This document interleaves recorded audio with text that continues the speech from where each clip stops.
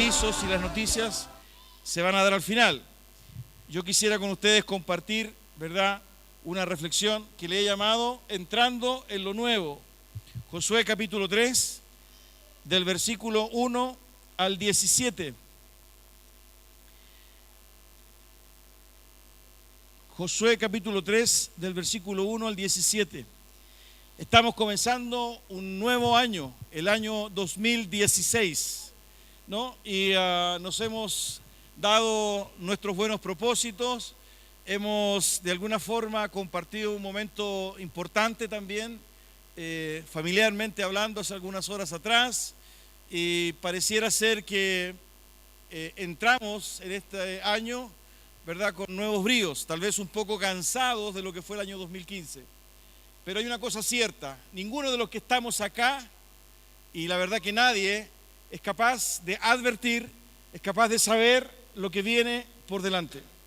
No sabemos lo que va a suceder en el año 2016.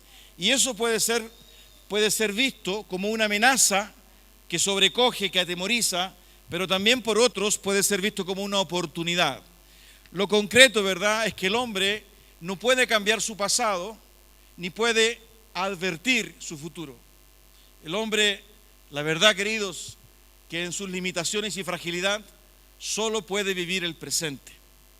Y en esa convicción yo quiero compartir con ustedes un texto que está en la historia del pueblo de Israel. El pueblo de Israel, como ustedes saben, es el pueblo depositario donde nació Jesucristo y desarrolló su ministerio, ¿verdad?, por 3 años, desde los 30 a los 33 años. Es el pueblo elegido por Dios y es el pueblo que a través de toda la historia del hombre ha estado siempre en el ojo del huracán, en la cresta de la ola, y muchos de los sucesos internacionales, mundiales, de alguna forma, siempre han rodeado la historia de Israel, para bien o para mal.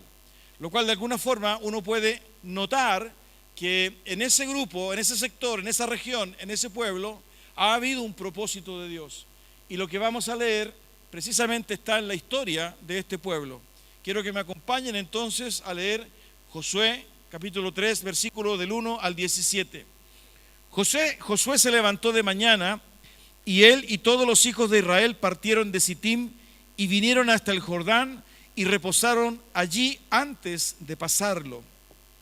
Y después de 3 días los oficiales recorrieron el campamento y mandaron al pueblo diciendo: cuando veáis el arca del pacto de Jehová vuestro Dios y los levitas, sacerdotes que la llevan, vosotros saldréis de vuestro lugar y marcharéis en pos de ella, a fin de que sepáis el camino por donde habéis de ir, por cuanto vosotros no habéis pasado antes de ahora por este camino. Pero entre vosotros y ella haya distancia como de 2000 codos, no os acercaréis a ella. Y Josué dijo al pueblo: santificaos, porque Jehová hará mañana maravillas entre vosotros. Y habló Josué a los sacerdotes diciendo: tomad el arca del pacto y pasad delante del pueblo. Y ellos tomaron el arca del pacto y fueron delante del pueblo. Entonces Jehová dijo a Josué: desde este día comenzaré a engrandecerte delante de los ojos de todo Israel, para que entiendan que como estuve con Moisés, así estaré contigo. Tú pues mandarás a los sacerdotes que llevan el arca del pacto, diciendo: cuando hayáis entrado hasta el borde del agua del Jordán, pararéis en el Jordán. Y Josué dijo a los hijos de Israel: acercaos y escuchad las palabras de Jehová vuestro Dios. Y añadió Josué: en esto conoceréis que el Dios viviente está en medio de vosotros, y que Él echará de delante de vosotros al cananeo, al eteo, al heveo, al fereceo, al gergeseo, al amorreo y al jebuseo. Y aquí el arca del pacto del Señor de toda la tierra pasará delante de vosotros en medio del Jordán. Tomad pues ahora 12 hombres de las tribus de Israel, uno de cada tribu. Y cuando las plantas de los pies de los sacerdotes que llevan el arca de Jehová, Señor de toda la tierra, se asienten en las aguas del Jordán se dividirán, porque las aguas que vienen de arriba se detendrán en un montón. Y aconteció cuando partió el pueblo de sus tiendas para pasar el Jordán, con los sacerdotes delante del pueblo llevando el arca del pacto, cuando los que llevaban el arca entraron en el Jordán y los pies de los sacerdotes que llevaban el arca fueron mojados a la orilla del agua, porque el Jordán suele desbordarse por todas sus orillas todo el tiempo de la siega, las aguas que venían de arriba se detuvieron como en un montón bien lejos de la ciudad de Adán, que está al lado de Zaretán, y las que descendían al mar de Arabá, al mar salado, se acabaron y fueron divididas. Y el pueblo pasó en dirección de Jericó. Mas los sacerdotes que llevaban el arca del pacto de Jehová estuvieron en seco, firmes en medio del Jordán, hasta que todo el pueblo hubo acabado de pasar el Jordán, y todo Israel pasó en seco. Señor, en el nombre de Jesús te suplicamos, te rogamos, Señor, que nos ayudes a comprender tu palabra. Dios mío, de mucho calor, y eso nos inquieta y nos desconcentra. Yo te ruego, mi Señor, que de manera práctica nos permitas estar atentos estos minutos breves ante la exposición, la lectura y la meditación de tu palabra, porque es importante para nuestras vidas. Gracias, Señor, por permitirnos estar acá. Señor, en tu voluntad permisiva, Señor, y en tu gracia maravillosa, tú sabías y permitiste que hoy pudiésemos escuchar, leer y meditar esta palabra, porque sin duda hay un propósito en ello. Padre mío, que nada ni nadie interrumpa, estorbe, Señor, obstruya, dificulte el mover de tu Espíritu Santo, el mover de tu Espíritu Santo, Señor, y el poder de tu palabra, Señor, que obre en nuestra vida. Tú sabes la verdadera condición de nuestro corazón, de nuestra alma, Señor. Nos adentramos lentamente a un nuevo año. Señor, ayúdanos a afianzar nuestra fe. Ayúdanos a poner nuestros ojos en ti. Oramos en el nombre de Jesús. Amén. Este es un pasaje que conocen muchos. Creo que también se han hecho algunas películas y algunos relatos, pero es la historia, ¿verdad?, del pueblo de Israel que ya ha transitado durante 40 años por el desierto y finalmente llega a la ribera del río Jordán y están por cruzar el Jordán, ¿verdad?, bajo el liderazgo de Josué.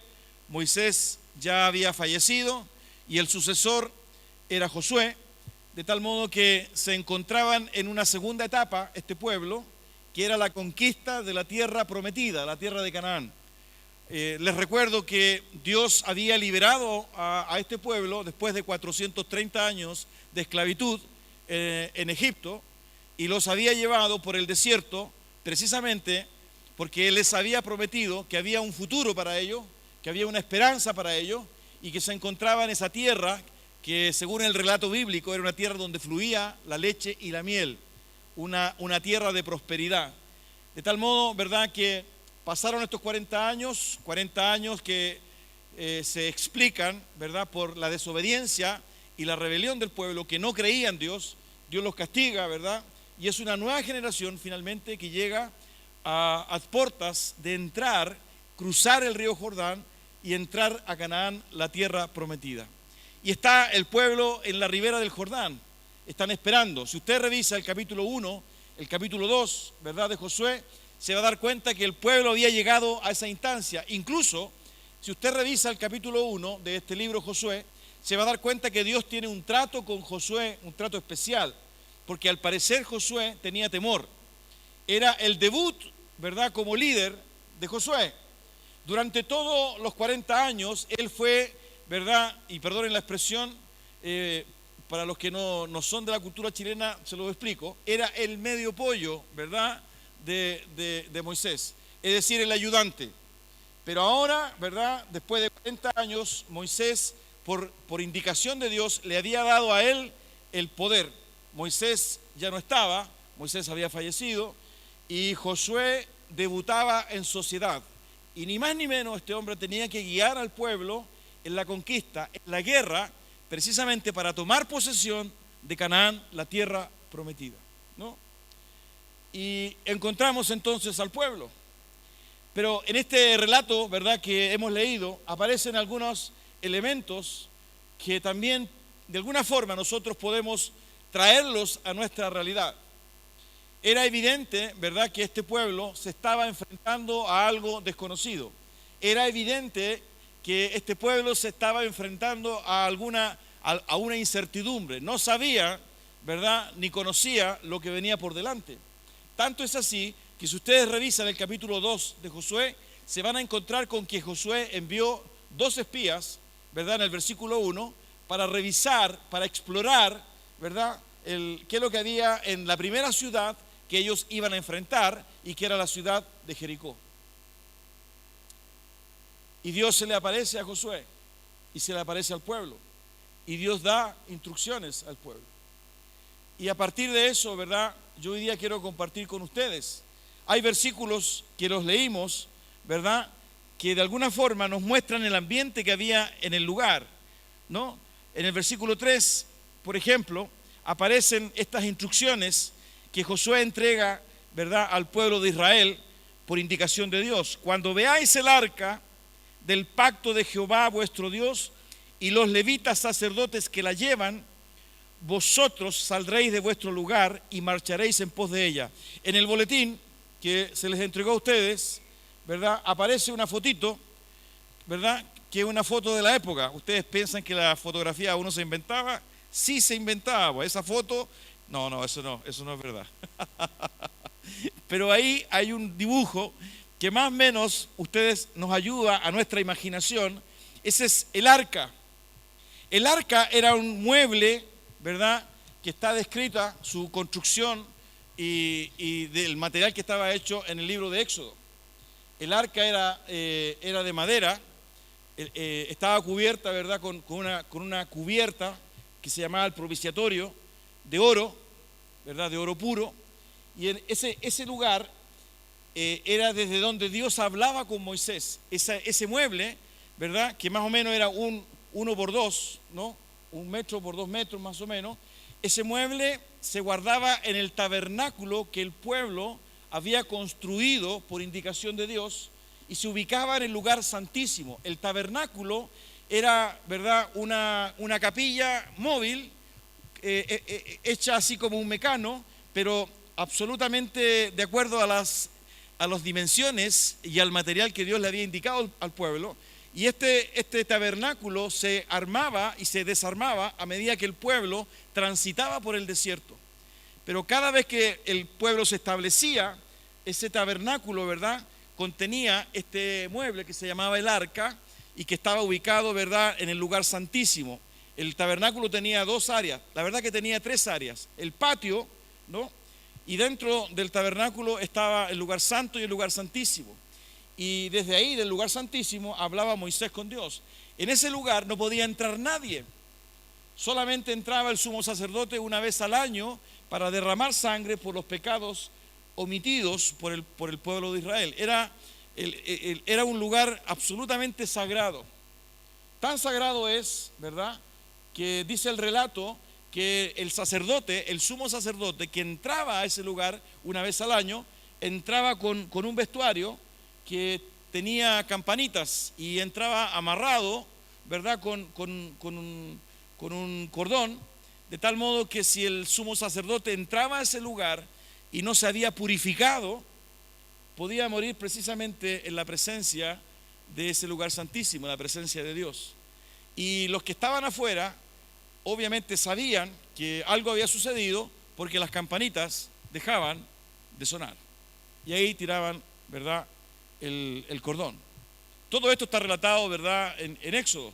Si usted abre su Biblia, se va a encontrar en el libro de Éxodo, donde Dios, en el capítulo 25, 26, 27, donde Dios precisamente le da instrucciones a Moisés para que se construya este tabernáculo, ¿no?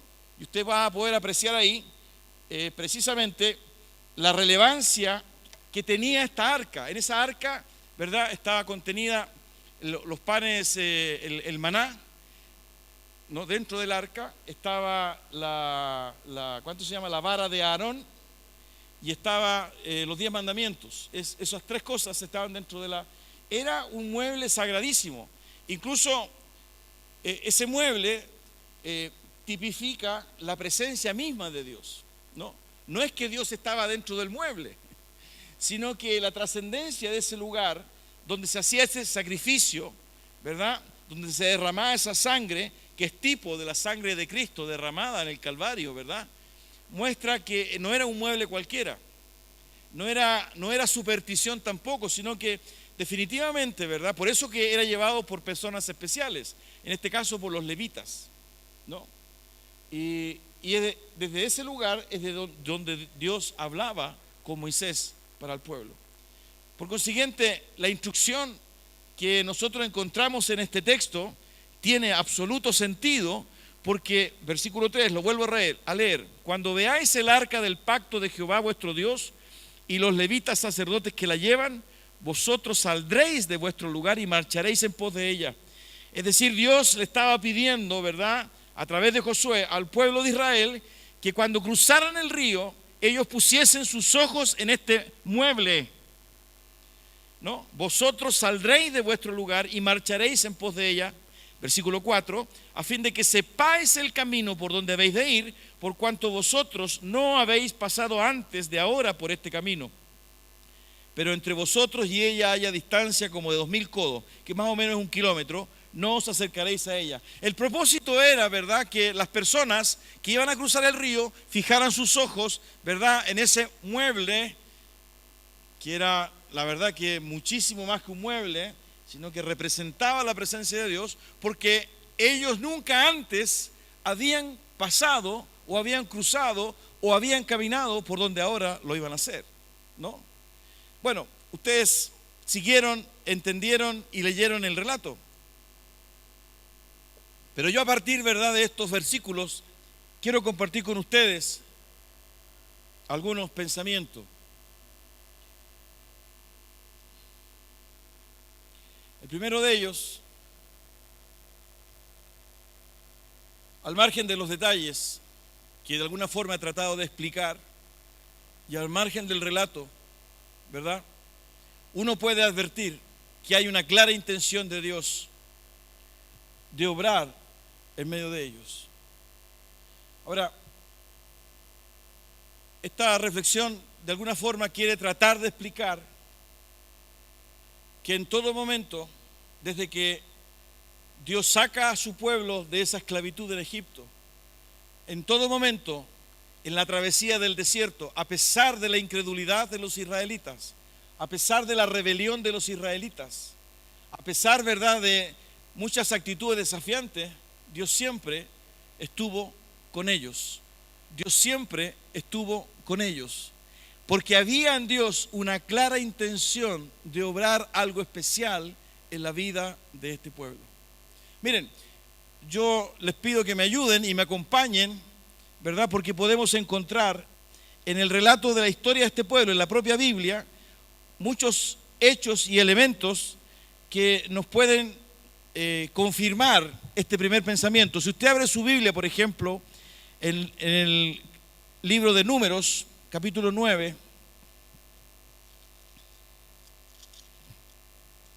del versículo 15 en adelante, usted se va a dar cuenta, ¿verdad?, cómo Dios guiaba a este pueblo, cómo Dios se hacía presente mientras Israel transitaba por el desierto.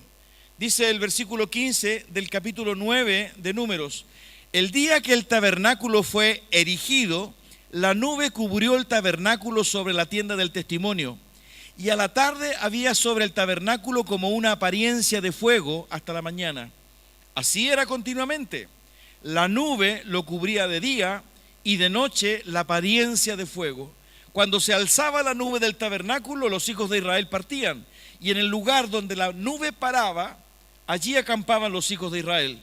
Al mandato de Jehová, los hijos de Israel partían, y al mandato de Jehová acampaban. Todos los días que la nube estaba sobre el tabernáculo, permanecían acampados. Cuando la nube se detenía sobre el tabernáculo muchos días, entonces los hijos de Israel guardaban la ordenanza de Jehová y no partían. Y cuando la nube estaba sobre el tabernáculo pocos días, al mandato de Jehová acampaban y al mandato de Jehová partían. Y cuando la nube se detenía desde la tarde hasta la mañana, o cuando a la mañana la nube se levantaba, ellos partían. O si había estado un día y a la noche la nube se levantaba, entonces partían. O si 2 días, o un mes, o un año, mientras la nube se detenía sobre el tabernáculo permaneciendo sobre él, los hijos de Israel seguían acampados y no se movían, mas cuando ella se alzaba, ellos partían. Al mandato de Jehová acampaban y al mandato de Jehová partían, guardando la ordenanza de Jehová como Jehová lo había dicho por medio de Moisés. Jehová, Dios, el Señor, guiando a su pueblo a través de una nube durante el día, a través de fuego durante la noche. Cuando se detenía, el pueblo se detenía. Cuando partía, el pueblo partía. Es decir, les comparto este relato para mostrarle, ¿verdad?, que había un anhelo, ¿verdad?, de propósito en Dios para con ese pueblo. A diferencia, ¿verdad?, de muchas otras versiones religiosas y espirituales que plantean la existencia de dioses en determinados lugares que el hombre no conoce, como por ejemplo el Olimpo, este Dios, ¿verdad?, se manifestaba permanentemente cada día en la realidad de vida que este pueblo tenía. Todos los días, ustedes saben, ellos se levantaban a comer y encontraban, ¿se acuerdan lo que encontraban en el campo? Encontraban el maná.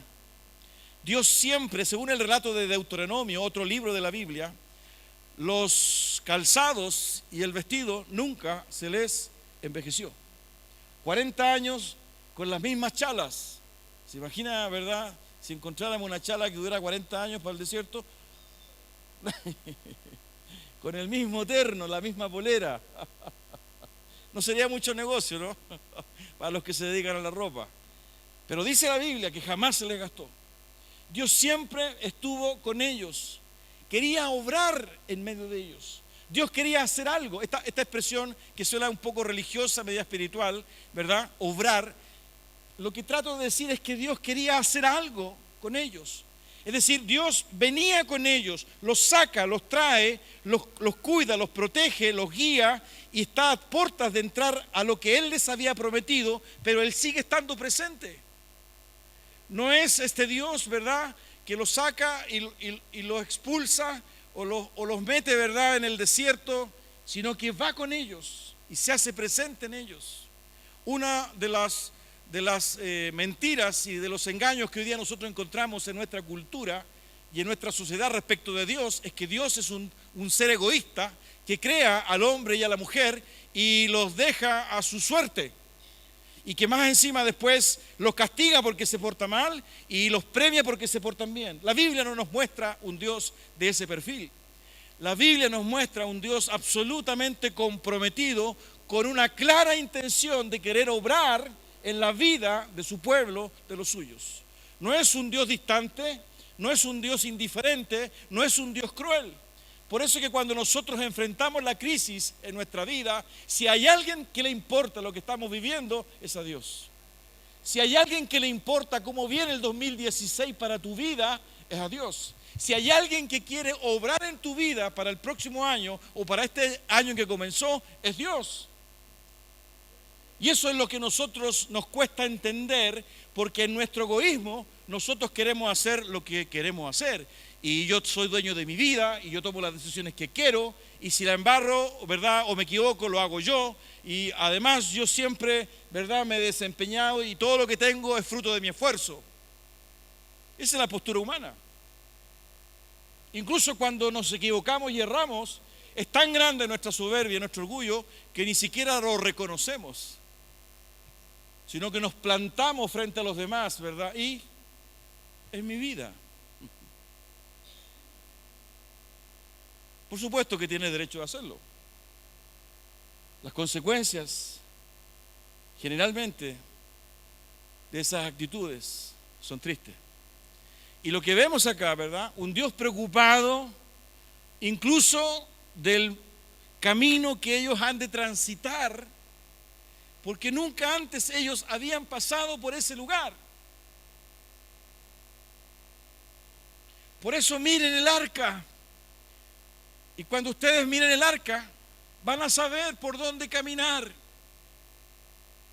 la intención clara de Dios, porque quería continuar obrando en medio de ellos. Lo segundo, que de alguna forma aparece en el relato, ¿no? Dice, la obra de Dios en medio de ellos los obligaba a prepararse y consagrarse para Él. Si usted se fija en el relato, ¿verdad? Que leímos, vuelva por favor ahí al capítulo 3 de Josué. ¿Cuál es el anuncio? ¿No? El anuncio, versículo 5. Y Josué dijo al pueblo, santificaos, porque Jehová hará mañana maravillas entre vosotros. Santificaos. Es decir, había que prepararse para que Dios pudiera obrar en la vida de su pueblo. Esto no está, fíjense qué interesante, no estaba en el capricho de Dios, sino que más bien es la gracia y el amor de Dios, pero también la respuesta fue frente al amor de Dios, no tampoco es caprichosa, sino que obligaba al pueblo a prepararse, porque era Dios. Purificaos, preparaos, esa expresión formaba parte de un rito, y en esa condición ellos debían purificarse con agua, debían ayunar, debían abstenerse incluso de tener relaciones sexuales, en fin, debían durante 3 días retirarse, ¿verdad? Y recogerse, porque Dios iba a hacer algo especial. En todo el Antiguo Testamento, ¿verdad?, está esta idea del recogerse y del apartarse, del consagrarse. Incluso si usted ve el capítulo 6 del libro de Números, aparece este voto nazareo que muchos jóvenes decidían desarrollar porque durante un periodo de sus vidas se consagraban para Dios. Y lo que hay acá, ¿verdad?, en la instrucción de Josué es eso. Apártense, conságrense, dispónganse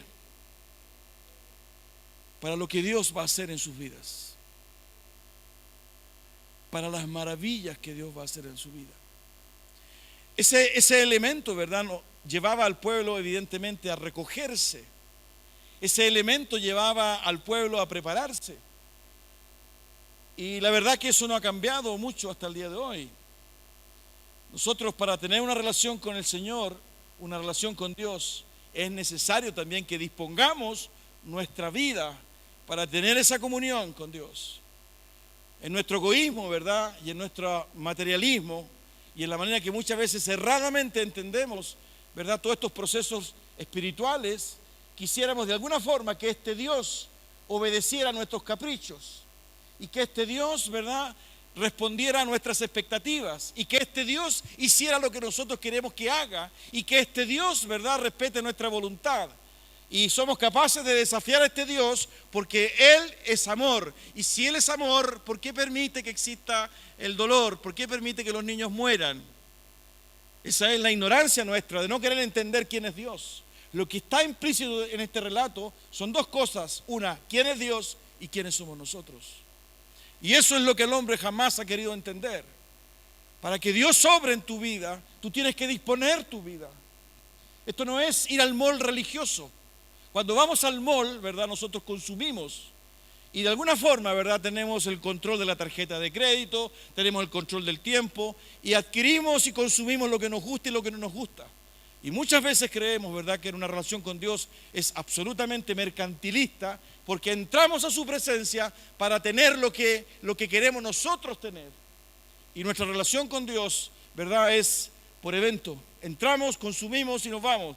Estoy sin trabajo, Señor, ayúdame. Viene el trabajo, gracias. Señor, me diagnosticaron cáncer, listo, gracias. Señor, entramos por evento.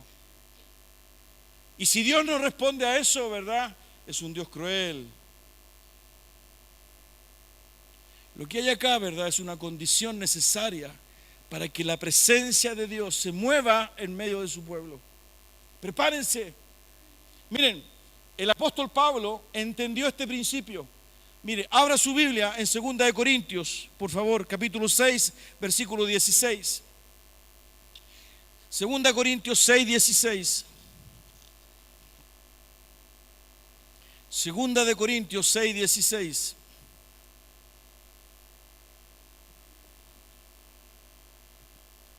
Es una carta del apóstol Pablo a los hermanos de Corinto. Y mira lo que dice.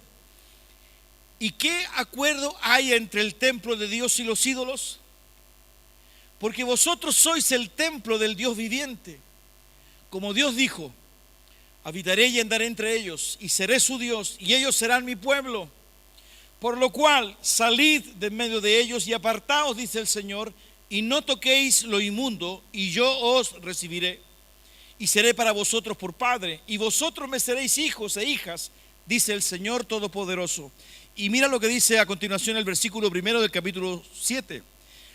Así que, amados, puesto que tenemos tales promesas, limpiémonos de toda contaminación de carne y de espíritu, perfeccionando la santidad en el temor de Dios. ¿Tú quieres que Dios, verdad, vaya contigo durante el 2016? ¿Tú quieres que el propósito de Dios y la intención de Dios se realice en tu vida? ¿Tú quieres tener una relación, una comunión con Dios? ¿Te importa? ¿Te interesa? Prepárate. Conságrate. Dispón tu corazón. Porque la promesa es, y eso es lo que acabo de leer, que Dios se mueve en medio de su pueblo. Pero como Dios se mueve en medio de su pueblo, dice Pablo, entonces, ¿qué significa? Que tenemos que buscar y vivir en la santidad. Limpiémonos de toda contaminación de carne y de sangre. ¿Cómo quieres tener una relación con Dios, una comunión con Dios, presentar tus peticiones a Dios, esperar que Dios bendiga tu vida si sigues viviendo, verdad, en la inmundicia, en el pecado? Si no te has arrepentido ni te has quebrantado y crees que esta relación con Dios es una relación religiosa a eventos. Cuando quiero, cuando creo, cuando pienso, cuando estoy mal, ¿verdad? Me relaciono con Dios. Es como la superstición, ¿no? Es como tener a Dios igual que una herradura de caballo detrás de la puerta, ¿no? O tener un saquito de trigo, ¿verdad? Arriba del armario, un guatoncito, ¿verdad? Medio peladito que también colocan. Ese es Dios, ¿no? Entonces así las vibras, esas me traen energía. Y tengo la Biblia abierta en el Salmo 91 en el pasillo. Entonces como la tengo abierta en el pasillo, no la leo nunca porque está llena de tierra, pero Dios me protege. Esa es la visión animista que tenemos. Cuando Dios le dice a Israel, prepárense, conságrense. Ustedes van a pasar por donde nunca antes habían pasado. Yo les voy a guiar. Yo he estado con ustedes, pero prepárense, conságrense, porque Dios es santo. Y la voluntad de Él es nuestra santidad. Y esto es lo que no les gusta, ¿verdad?, a nuestra sociedad y a nuestra cultura. Porque nosotros queremos consumir y hacer lo que nosotros creemos es lo correcto. Y yo vivo mi vida como la quiero y tomo las decisiones que quiero. Por último, si me va mal, ¿verdad?, es problema mío. Pero Dios no te ve así. A Dios sí le importa. Esto no es un llamado, ¿verdad?, de severidad, de castigo. Si no lo haces, no. Ese es un anhelo de Dios de relacionarse con tu vida. Por eso que aparece, ¿verdad?, la expresión de Pablo en el contexto de padre e hijo. Esa relación, que es un antropomorfismo, nos ayuda a entender que el interés de Dios es el interés de un padre por su hijo. ¿Cuántos son padre y madre en este lugar? La relación que tú tienes con tus hijos es una relación cruel y diferente, y tú castigas a tu hijo, ¿verdad? Y tú amenazas a tu hijo, y si tu hijo no hace lo que tú dices, tú lo echas de la casa. No, no es así. Es una relación de amor. Hasta tal punto que si tu hijo no te obedece, tú le sigues amando. Aleluya. Le sigues amando, y si tu hijo se porta mal, tú lo sigues amando igual. Y si se porta mejor, tú no lo amas más, lo sigues amando igual. Ese es el contexto de esta relación. El prepárense, el conságrense, no es con amenaza. Pórtate bien, si no te va a hacer tatán. No. Esa es la cultura y la sociedad que nos ha mostrado un Dios que no existe. Porque a Dios le importa tu vida. A Dios le interesa cómo construyes tu vida. Porque Él es amor. Por eso que es relevante, ¿verdad?, entender lo que Dios está haciendo con Israel. Porque Israel, este pueblo, ¿verdad?, es como si estuviera haciendo y obrando con nosotros, que también somos rebeldes, que también somos incrédulos, que también somos idólatras y que también, ¿verdad?, somos absolutamente desobedientes. Pero es Dios. Yo quiero moverme en medio de ustedes. Lo que pasa es que Él no puede renunciar a su esencia. Y su esencia, ¿verdad?, es amor y santidad. Él es santo. Él es santo. Fíjense, y es tan poderosa esta figura, esta expresión, esta manifestación de la santidad de Dios, que Él se encarna en Jesucristo y vive la misma experiencia humana que nosotros. Él nace, crece y se desarrolla en su infancia, en su pubertad, en su adolescencia, igual que tú, igual que yo, Jesucristo. Pero no comete pecado. Por eso que la manifestación de Jesucristo en la historia humana y en la realidad de tu vida tiene que ver con esto. Esto no es solamente la historia de Israel, es la historia del amor de Dios por sus criaturas. Es la historia de gracia y de misericordia de Dios porque quiere salir al encuentro de tu vida. Y a lo mejor hoy día tú no estás cruzando un río. Tenemos el único río, la verdad, que es el Mapocho, ¿verdad? Y que está en pésimas condiciones. Pero sí, a lo mejor, ¿verdad?, hay ámbitos de tu vida, tu misma vida, que necesita ser conquistada, que necesita, ¿verdad?, prosperidad, que necesita paz, que necesita consuelo. Y aparece, ¿verdad?, esta obra de Dios en Jesucristo. Lo tercero, queridos,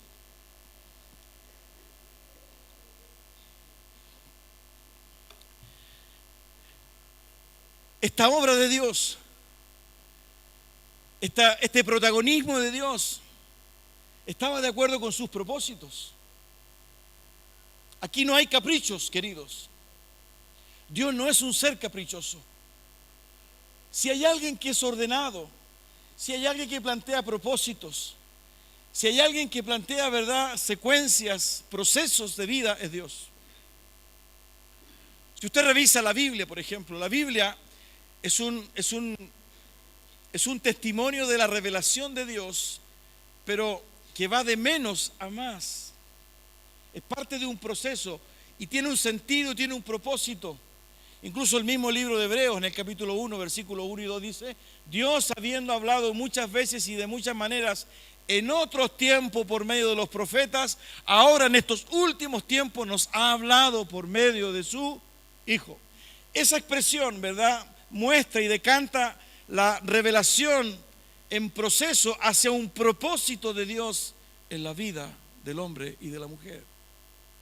Y lo que estaba pasando con Israel, ¿verdad?, es que el propósito de Dios era llevarlos a la tierra prometida, llevarlos a Canaán, porque Él lo había prometido mucho antes.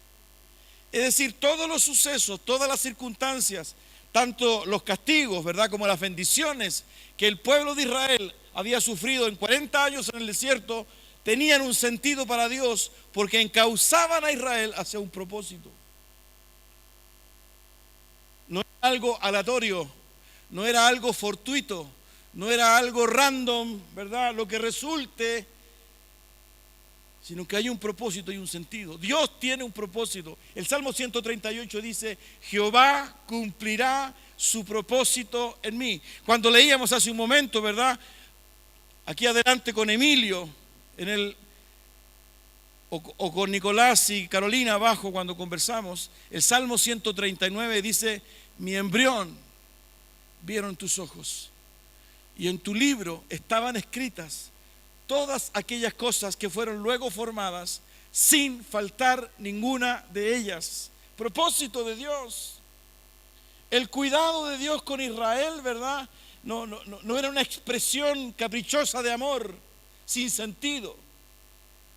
No era una expresión casual de amor, hoy día sí, mañana no, sino que se orientaba hacia un propósito. Y Dios los conducía hacia la tierra prometida, porque ese era el propósito. Y Dios tiene un propósito para ti también. Y lo más hermoso, ¿verdad?, es que todo lo que nos ha pasado durante el 2015, si nosotros, ¿verdad?, nos sujetamos a Dios, eso, incluso aquello que fue lo más triste, lo más complicado, lo más difícil, nos lleva al propósito de Dios. Romanos 8, dice Pablo, ¿no?, dice: a los que a Dios aman, todas las cosas les ayudan a bien. Esto es, a los que conforme a su propósito son llamados. Todas las cosas ayudan a bien. ¿Pero a quiénes? A los que aman a Dios, los que se relacionan, los que se consagran, los que se disponen para tener una relación de vida con Dios, porque Dios es un Dios de propósito. Si tú examinas la creación, si tú examinas, ¿verdad?, los equilibrios medioambientales, en fin, físico-químicos, todo tiene un sentido, todo tiene un propósito. Si tú examinas tu cuerpo, todo tiene un sentido y un propósito. Todo es con un orden establecido. Incluso el mismo relato de la creación, en el capítulo 1 de Génesis, el último versículo dice: y vio Dios todo lo que había hecho, y era bueno en gran manera. Y aquí vemos este principio también reflejado en la vida de Israel, porque Dios los guiaba, porque Él quería que conquistaran Canaán. Y esta promesa de Dios, si usted revisa, yo aquí tengo pasajes, ¿verdad?, distintos pasajes. En Éxodo 3:8 dice: y he descendido para librarlos de la mano de los egipcios y sacarlos de aquella tierra a una tierra buena y ancha, a tierra que fluye leche y miel, a los lugares del cananeo, del eteo, del amorreo, del fereceo, del heveo y del jebuseo. Dios le está hablando a Moisés, ¿verdad?, esta promesa de que iba a sacar a su pueblo de Egipto, de la esclavitud, y los iba a llevar a esa tierra donde fluía la leche y la miel. En Levíticos 20:24, pero a vosotros os he dicho, vosotros poseeréis la tierra de ellos, y yo os la daré para que la poseáis por heredad, tierra que fluye leche y miel. Yo, Jehová vuestro Dios, que os he apartado de los pueblos. Propósito de Dios, sentido de Dios. La cuarta reflexión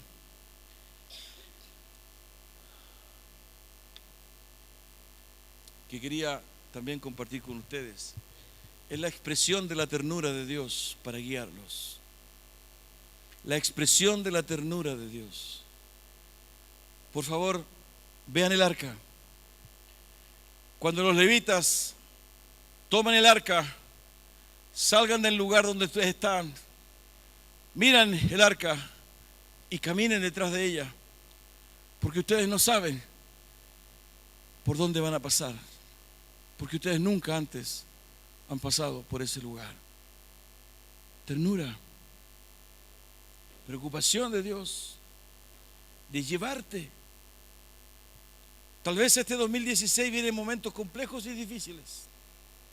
Tal vez van a haber momentos que puedan incluso superarte. Fracasos, enfermedad, conflictos, ni sabes. No quiero ser negativo, pero la vida también nos presenta escenarios como ese que nos desestabilizan. Pero hay algo que tienes que tener en tu corazón.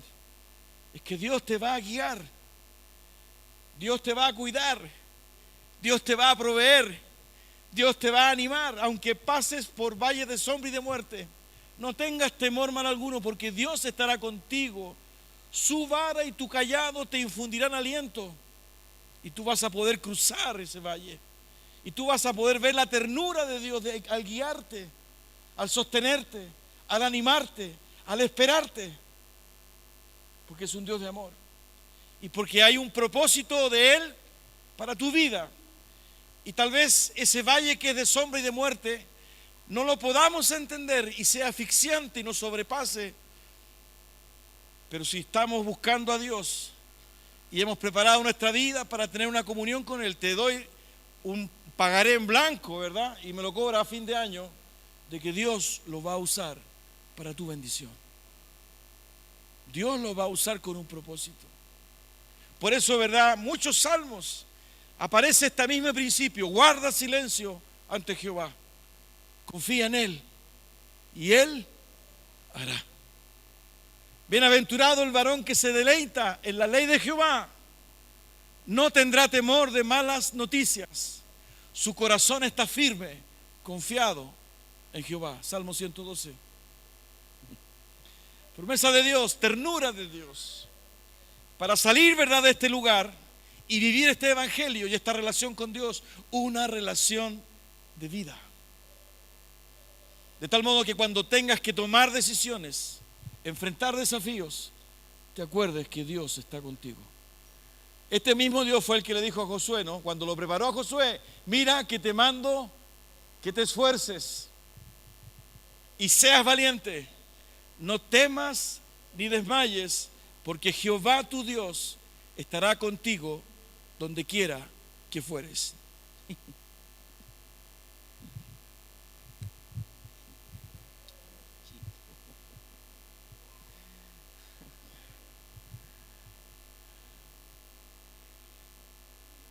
Si fuéramos todos niños como él, con el Señor, ¿no? ¿Cómo dormirá el Emilio? ¿Ustedes creen que el Emilio va a dormir preocupado si a Nicolás le va bien en sus negocios que está echando a andar acá en Chile? ¿Ustedes creen que Emilio le pregunta en el desayuno al papá, papá, ¿cómo te fue las ventas ayer? Él ronca. Y cuando ve a papá, corre y lo abraza. Eso es lo que Dios quiere para nosotros. Que nosotros podamos dormir y roncar. Y no esa preocupación acá incesante, ¿verdad? Ese conflicto de fe, ¿no? Esa depresión, esa tensión que hay en nosotros, ¿verdad? ¿Qué va a pasar con nosotros? ¿Qué va a suceder? Y si pasa esto, y si pasa esto otro, ¿verdad? Eso fue lo que enseñó Jesús. Y eso tiene que ver con esto. La dirección de Dios con ternura y amor hacia el lugar y el propósito que Él tiene para cada uno de nosotros. Jehová cumplirá su propósito en mí. Propósito de bienestar, de bendición, que comienza, ¿verdad?, con Jesucristo en nuestra vida. Porque si hay algo, ¿verdad?, que trae paz, alivio a nuestro corazón, es cuando nos encontramos con Jesucristo. Ahí comienza la tierra prometida para nosotros, en la persona de Jesucristo. Aparece la paz, aparece el gozo, aparece la realidad de Dios en nuestra vida. 2016, ¿qué viene por delante? No lo sabemos, pero sí una cosa sabemos, que Dios está con nosotros. Aleluya. Hoy día hay pronósticos, ¿verdad?, para el 2016, terribles, tremendos. Va a ser peor que el 2015. El IMASEC, ¿verdad?, y las expectativas del PGB, ¿verdad?, son bajísimas, ¿no? Hay un cuadro y a veces nos contagia y nos preocupamos y andamos tensos, ¿verdad? Y el vecino, la vecina nos dice algo y nosotros, sí, la verdad que estamos preocupados, pero el Señor sabe, estamos orando. Es ahí donde la iglesia de Dios se tiene que levantar y llevar esperanza. La iglesia de Dios. Mi corazón está confiado, firme. No tengo temor de malas noticias. En paz me acostaré y asimismo dormiré, porque solo tú me haces vivir confiado. ¿Quién cree en eso? No estoy preguntando quién sabe eso,